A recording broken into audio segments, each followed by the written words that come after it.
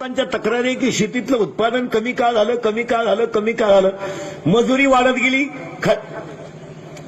मजुरी वाढत गेली, खतांच्या किमती वाढत गेल्या आणि त्या तुलनेत उत्पादन बोला ना कमी झालं. खताच्या किमती वाढत गेल्या, मजूर वर्ग वाढत गेला आणि उत्पादन कमी झालं. याचं कारण काय? What is exact reason behind it? Educated मंडळी जरा ऐका. आपल्या जमिनीमध्ये असणारं पिकासाठी लागणारं जे कॅल्शियम आहे, मॅग्नेशियम आहे, पाण्याचा पीएच आहे, जमिनीचा पीएच आहे, केमिकल युक्त खतांमुळे आणि अतिरिक्त पाण्यामुळे आपल्या जमिनीची उत्पादन क्षमता कमी झाली. हे तुम्हाला कधीही मान्य करावं लागेल. आपण सगळेजण कांदे लावले, पाणी भरायला गेला तर हा पठ्ठ्या पहिली सरी फुटेपर्यंत दुसऱ्या बारा देत नाही. म्हणजे आपण त्या पिकाला लागणारं पाणी त्या पिकाच्या कॅपॅसिटीपेक्षा जास्त देतो. उदाहरण, त्याचं दूध पिण्याची कॅपॅसिटी किती आहे ती आपण पाहत नाही. तसं आपण कांदे लावल्यानंतर त्या पिकाला लागणाऱ्या पाण्याची, त्या पिकाची कॅपॅसिटी किती आहे आपण वाफा भरून दिला, 12 दिलं. याचा अर्थ त्या पिकाला पाणी तितकं लागत नाही. खत टाकताना असं झालं. आणि आपल्या ज्या जमिनी आहेत महाराज, या जमिनीमध्ये मुळात पाण्याचा पीएच आहे, एज्युकेटेड लोक आहे का, पाण्याचा पीएच आहे 7.5, पिकाला योग्य.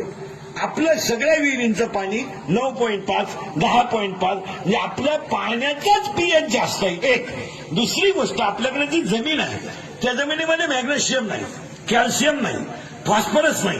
आपण 260 रुपयाचे युरिया एनपीके घेणार, सटकन फुकून देणार, पाणी सोडणार, सलाईन देणार, घरी येणार. आपल्या जमिनीला खत जे दिलं जातं त्याच्यामध्ये तुम्हाला कॅल्शियम, मॅग्नेशियम मिळत नाही. याचं कारण काय? तर आपल्या जमिनीला शेणखत आणि सेंद्रिय खतच नाही. म्हणून ह्या कंपनीचं पहिलं कौतुक करावं की जे पोषक खत आम्हाला मिळेल नाही. हे सगळ्यात महत्वाची गोष्ट. हे 1260 रुपयाची डीएपी घ्या काय आणि 270चा युरिया घ्या काय आणि काही घ्या, ते किती जरी घेतलं तुम्ही तर ती कॅपॅसिटी नाहीये त्या जमिनीची.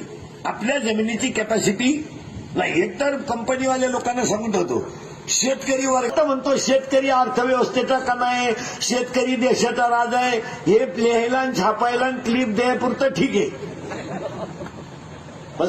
एक म्हणायपुरतं ठीक आहे. शेतकरी अर्थव्यवस्थेचा कणा आहे, शेतकऱ्यावरच सगळं अवलंबून आहे, हे फक्त म्हणायचं आहे. पण शेतीमध्ये यांनी जो प्रकल्प काढला यामध्ये पहिला प्रॉफिट आपल्याला हा होणार आहे की तो सेंद्रिय खत मिळेल. त्यामध्ये जमिनीचा पीएच वाढेल, उत्पादन क्षमता वाढेल. आणि दुसरी गोष्ट कंपनीवाल्यांना एक सांगतो, आज जसं तुम्ही सगळे तालुक्यातले लोक एकत्र करून प्रकल्प उभा केला, शेवटपर्यंत भूमिपुत्रांचाच आधार घ्या. शेवटपर्यंत ह्या मातीतल्या माणसाची नाळ जोडून ठेवा.